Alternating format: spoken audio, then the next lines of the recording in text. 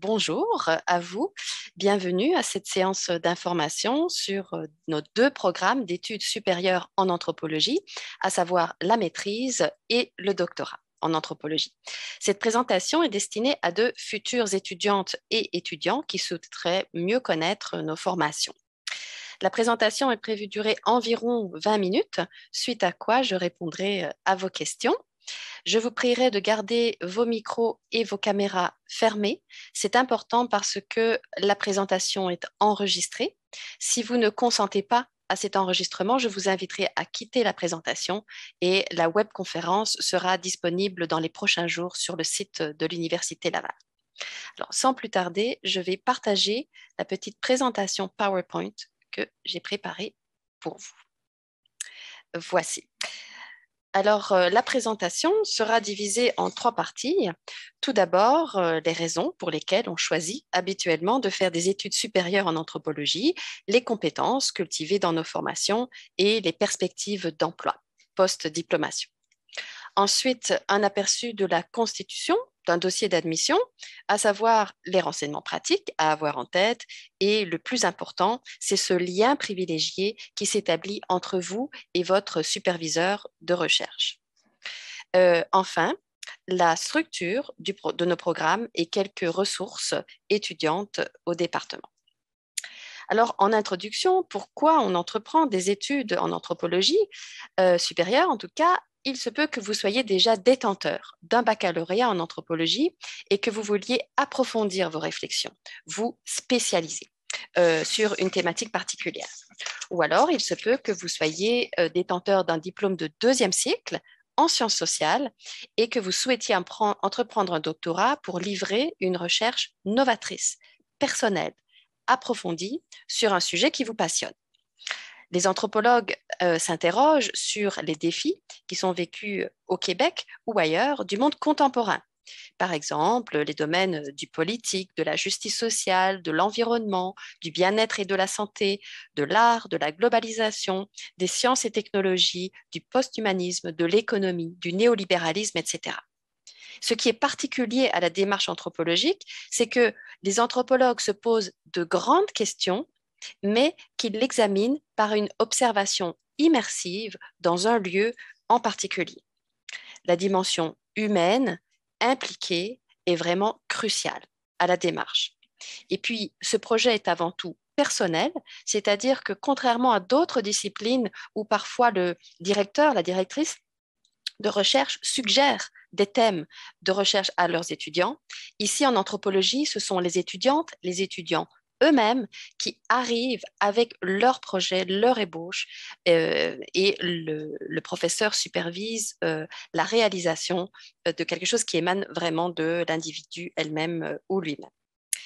Alors, les compétences cultivées dans nos formations sont très appréciées par les employeurs. Les taux de placement post-diplomation sont excellents, comme vous pouvez le voir sur une étude qui est publiée sur le site de l'Université Laval. Alors, les trois grandes forces professionnelles des anthropologues sont d'abord un talent pour comprendre et expliquer la diversité, la complexité des problèmes sociaux qui sont parfois difficiles, voire sensibles. Ensuite, une formation méthodologique rigoureuse pour recueillir et analyser des données dans et sur ce monde qui est humain, vivant, subjectif. Et enfin, un talent pour travailler en équipe, notamment multidisciplinaire, et d'établir des ponts, des liens, des réseaux entre des perspectives considérées parfois comme très éloignées.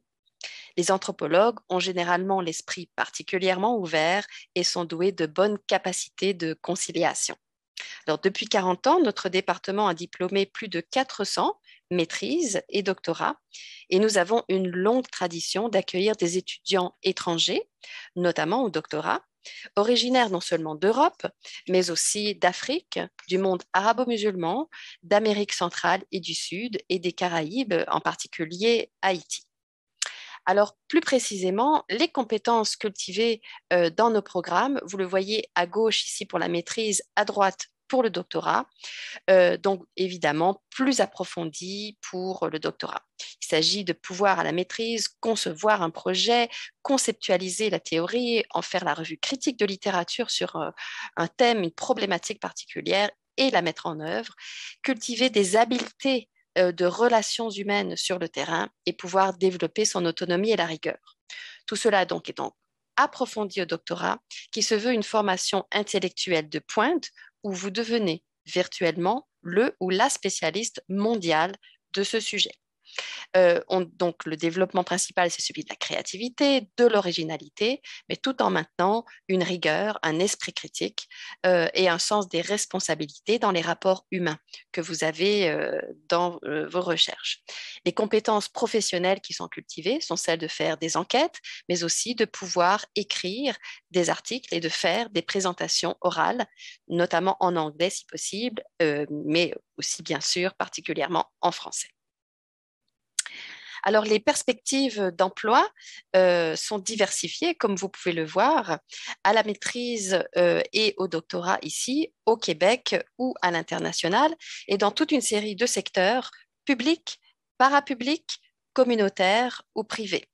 Donc, les voies professionnelles après une maîtrise sont généralement l'enseignement au niveau collégial, assistant ou agent de planification pour la recherche, conseiller dans toute une série de cadres et d'institutions publiques ou parapubliques, travail en coopération au développement, intervenant culturel, communautaire ou dans des affaires éducatives et muséologiques. Je vous renvoie ici à l'adresse qui est en rouge des emplois pour des anthropologues que vous pouvez insérer sur un moteur de recherche pour avoir des témoignages de nos anciens étudiants qui ont suivi nos formations et qui relatent ce qu'ils ont appris de leur formation et le type d'emploi qu'ils effectuent actuellement. Au doctorat, les carrières les plus fréquentes sont bien sûr la carrière universitaire, hein, la recherche et l'enseignement, mais aussi des gestionnaires de recherche ou dans le secteur public ou parapublic et privé, des chefs de projet et même des responsabilités en élaboration de politiques, de programmes et de la consultance. Alors, si vous souhaitez rejoindre les rangs de nos étudiants gradués, voici quelques petites informations à avoir en tête. Tout d'abord, ici en rouge, les dates limites pour déposer un dossier d'admission. Si c'est la session d'automne, le 1er février, la session d'hiver, le 1er novembre ou le 15 septembre pour les étudiants internationaux. Ensuite, la première démarche est évidemment de consulter la description complète du programme de maîtrise ou du programme de doctorat qui est sur notre site. Alors, plutôt que de vous donner une longue adresse URL, je vous suggère d'entrer dans un moteur de recherche maîtrise anthropologie Université Laval ou doctorat anthropologie Université Laval et vous tomberez directement sur cette page web. Donc, première étape, bien prendre connaissance de nos programmes. Deuxième étape, m'écrire, me contacter. Vous voyez l'adresse courriel qui s'affiche ici. Je vous renverrai ou je vous suggérerai de contacter l'un ou l'autre professeur de notre département dont les thématiques de recherche s'approchent de votre projet. Ensuite, contactez cette personne en lui envoyant une ébauche de votre projet et généralement votre CV, une lettre un peu de motivation qui explique pourquoi vous voulez travailler avec elle ou avec lui. Ensuite, la quatrième étape, c'est de déposer votre dossier sur le site de l'université. Ce dossier comprend les éléments suivants, à savoir l'approbation formelle de votre superviseur, une ébauche de votre projet qui est un petit peu moins importante, bien sûr, à la maîtrise qu'au doctorat et qui comprend une bibliographie, votre relevé de notes et enfin 3 rapports d'appréciation de professeurs ou d'employeurs qui vous ont accompagné dans les années précédentes. Alors, si vous avez fait une scolarité qui n'était pas en anthropologie, nous accueillons bien sûr des étudiants qui viennent d'autres disciplines, moyennant la réalisation d'une scolarité préparatoire. Comme c'est au cas par cas, je préfère que vous me contactiez avec votre profil particulier et je vous indiquerai ce qu'il convient de faire dans votre cas spécifique. Au doctorat aussi, nous sommes relativement ouverts à avoir des co-tutelles avec des universités étrangères, particulièrement en Europe. Ensuite, ici, euh, je tiens à souligner que nous avons une équipe de professeurs particulièrement dynamique, impliquée à la fois en recherche, mais aussi dans et avec les communautés avec lesquelles ils travaillent, dans des questions tout à fait contemporaines et sur tous les continents. Je vous invite à consulter la page des professeurs pour en prendre connaissance. Ce sont des chercheurs qui participent, des chercheuses qui participent au débat de société et qui sont très soucieux, très proches de leurs étudiants gradués. Ils ont des compétences fortes dans plusieurs aires culturelles, notamment les autochtones et les Inuits. Nous avons une longue tradition de ces études dans notre département. Les Amériques centrales, du Sud et Caraïbes, l'Océanie et aussi, bien sûr, l'Asie, notamment l'Asie du Sud, l'Asie de l'Est et l'Asie du Sud-Est. Les compétences sont aussi sur certaines thématiques, par exemple l'anthropologie politique, médicale, du genre, du développement, l'anthropologie des sciences et technologies. Nos professeurs détiennent de nombreux projets de recherche subventionnés et y intègrent activement leurs étudiants. Ensuite, ils et elles sont intégrés dans des équipes de recherche pluri-universitaires et s'impliquent comme directeurs de publications, notamment dans la revue Anthropologie et Société, qui est la revue de notre département. Alors, venons-en maintenant à la structure de notre programme, en commençant par le programme de maîtrise. L'approche est souple, personnalisée, comme vous pouvez le voir, et on vise un succès de ce programme en 2 années. La première année est une année de scolarité où on vous demande de réussir 4 cours, à savoir 3 séminaires en classe plus un cours, pardon, 5 cours, plus donc 2 cours à démarche tutorale, la synthèse des écrits, qui est une revue de littérature à la première session, et ensuite le projet de recherche, qui est votre devis que vous comptez mettre en place pour votre enquête de terrain. Ensuite vient la période enthousiasmante, bien sûr, de votre enquête de terrain, qui dure environ 3, 4, parfois 5 mois, et qui est poursuivie par la rédaction. Et on vise donc un dépôt initial à la fin de la 2e année. Pour ce qui est maintenant de la structure de nos programmes de doctorat, ici, on vise un parcours, un cheminement étalé sur 5 ans. L'approche est tout aussi souple et tout aussi personnalisée.